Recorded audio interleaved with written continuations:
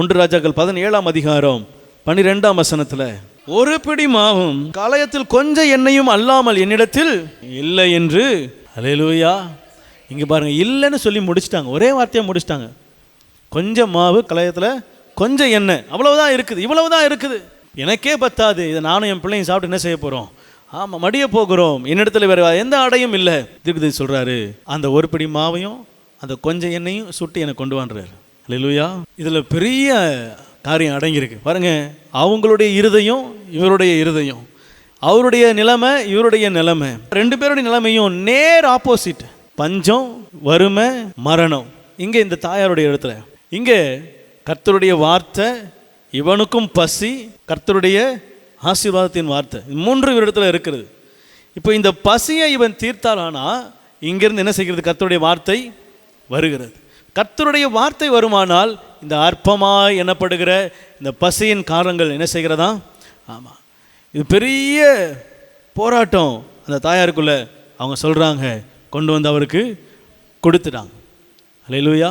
கடைசி நாள் வரைக்கும், எப்போ பஞ்சம் முடிகிற கடைசி நாள் வரைக்கும் அப்பமும் மாவும் எண்ணெய் என்ன செய்யலை, அவங்க வயிற்றில் குறையவே இல்லை. காரணம் என்ன? அவங்க நினச்சது என்ன? இவருக்கு கொடுத்துட்டா நான் எப்படி சாப்பிடுவேன்? இவருக்கு கொடுத்துட்டா என்னுடைய வாழ்க்கை, என் பிள்ளை என்ன ஆகும்? கர்த்தருடைய ஆசீர்வாதம் நம்ம இடத்துல கிரியை செய்யணும்னா சில காரியங்களை நாம் அற்பமாக என்ன செய்யணும்? விட வேண்டும். அல்லேலூயா. பவுல் சொல்லுகிறான், கிறிஸ்துவை அறிகிற அறிவு நிமித்தமாய் எல்லா ஆசீர்வாதம், எல்லா நன்மையும் நஷ்டமும் குப்பையுமா என்ன செய்கிறேன், எண்ணுகிறேன். அல்லேலூயா. அற்பமானவைகளை கொண்டு ஆச்சரியமானவைகளை செய்த அற்பமான சாப்பாடு. சின்ன வயசில் சாப்பிட்ட சாப்பாடு வயிற்றுல இப்போ இருக்குதா? காலைல சாப்பிட்டதே பெருகுதான் தெரில.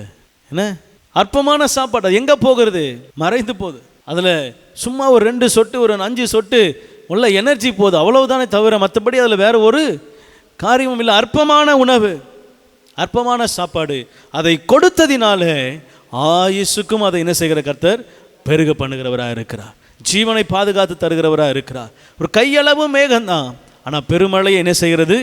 கொண்டு வருகிறது. எல்லார் கண்களுக்கும் அற்பமாய் பார்க்கப்படுகிற மேகம், ஆனால் தீர்க்கதரிசியின் கண்களுக்கோ தேவன் எப்படி பார்ப்பாரோ அப்படி என்ன செய்கிறார்? பார்க்கிறார். அல்லேலூயா. வாழ்க்கையில் கொஞ்சம் ஆசீர்வாதம் இருந்தாலும் அது கர்த்தர் பார்க்கிற வண்ணமாக என்ன செய்யணும்? பார்க்கணும். ஆமென். கர்த்தர் எதிர்பார்க்கிற இருதயம் நம்ம இடத்துல காணப்பட வேண்டும்.